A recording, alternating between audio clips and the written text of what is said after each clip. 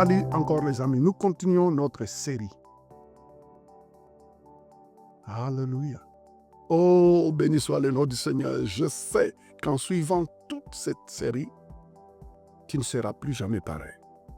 Tu vas te révolter. Vous savez, je pouvais directement commencer à prier pour que les gens reçoivent les miracles. Mais ce n'est pas ça mon essentiel. Ce que je veux, c'est que tu sois révolté dans ton homme intérieur. Parce qu'en étant fort dans ton homme intérieur, tu vas répandre l'atmosphère de la vie là où tu habites.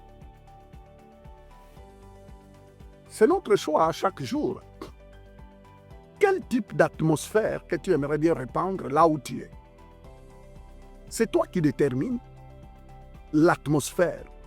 C'est toi qui dois déterminer l'atmosphère que tu aimerais bien vivre au cours de la journée. J'aimerais bien partager avec vous dans 1 Corinthiens chapitre 15, verset 57, où la parole de Dieu nous parle de la victoire par Christ. La victoire par Christ. Mon ami, tu as la victoire par Christ. J'aimerais bien que nous le disons dans ma version. Alléluia, alléluia. 1 Corinthiens 15, 57. Il dit ceci.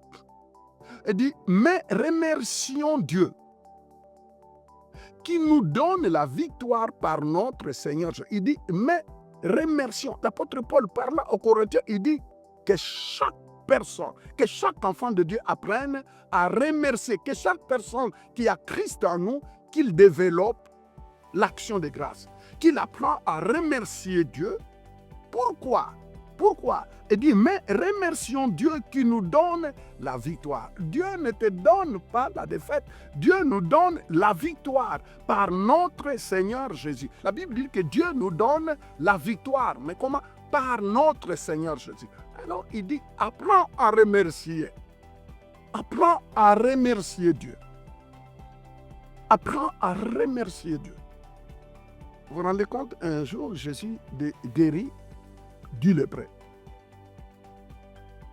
Et la Bible dit qu'au moment où ces 10 lépreux sont partis se faire voir au sacrificateur, il y a un seulement qui est revenu se jeter devant Jésus en disant, Seigneur, merci pour ce que tu as fait dans ma vie. J'étais rejeté dans la société.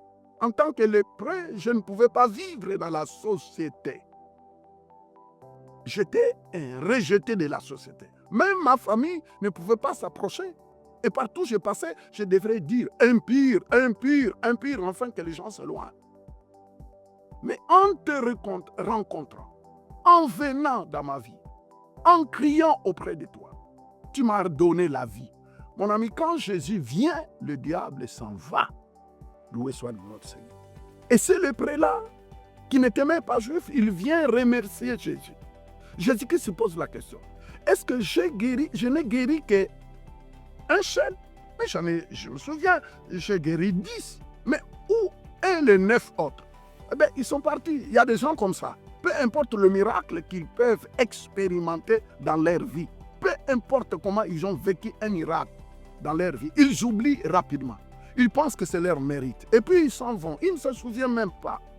Et ils s'en foutent. Elle dit, nous avons réussi ce qu'il fallait. On s'en va. Vivre dans ce monde ici, tu peux recevoir une grâce spéciale aujourd'hui, mais tu ne sais pas ce que le diable prépare pour toi demain. Sois reconnaissant. Sois reconnaissant. Il dit ceci dans ce verset, le 57, de 1 chapitre 15, 1 Corinthiens chapitre 15, verset 57. Il dit, mais remercions Dieu qui nous donne la victoire. C'est Dieu qui me donne la victoire. Dieu te donne la victoire. Je dis, Dieu te donne la victoire par notre Seigneur.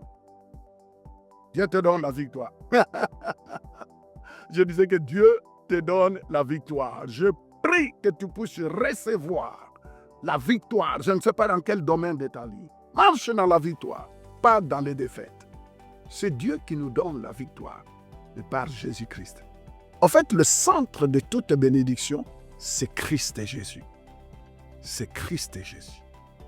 C'est en Christ que nous recevons. C'est en Christ que nous marchons dans la victoire. Quand nous portons Christ en nous, la Bible dit que Jésus-Christ en nous, espérance de la gloire. Quand tu portes Christ en... La Bible dit que Jésus-Christ habite en vous, mais par la foi. J'aime ça.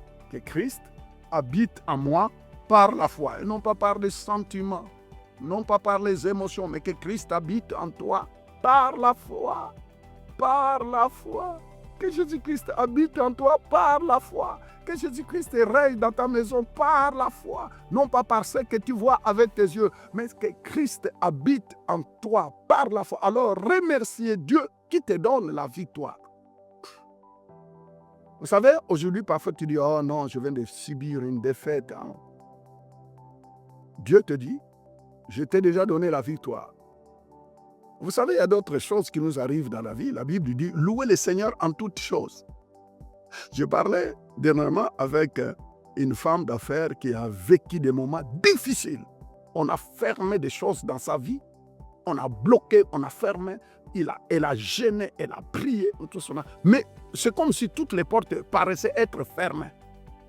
On a gêné, on a prié.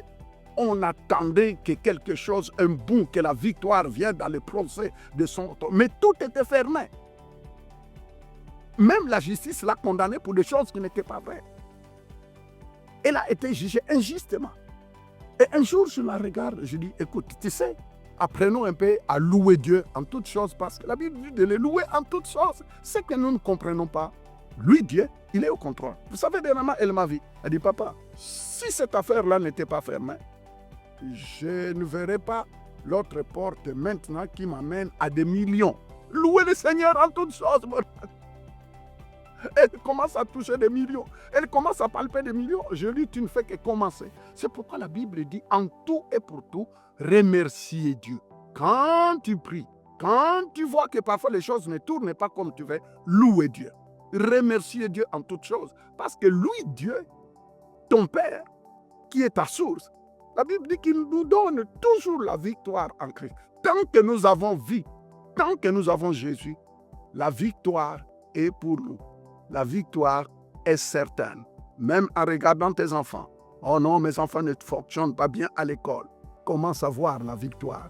Parce que Christ, Dieu te donne la victoire en Jésus-Christ. Ah, impose les mains à tes enfants. Impose-leur les mains avant d'aller à l'école. Impose-leur la main, s'il vous plaît. Impose-leur tes mains. Hein? Proclame la victoire de Christ. Libère l'onction qui est en toi. Le Saint-Esprit en toi traîne en la puissance.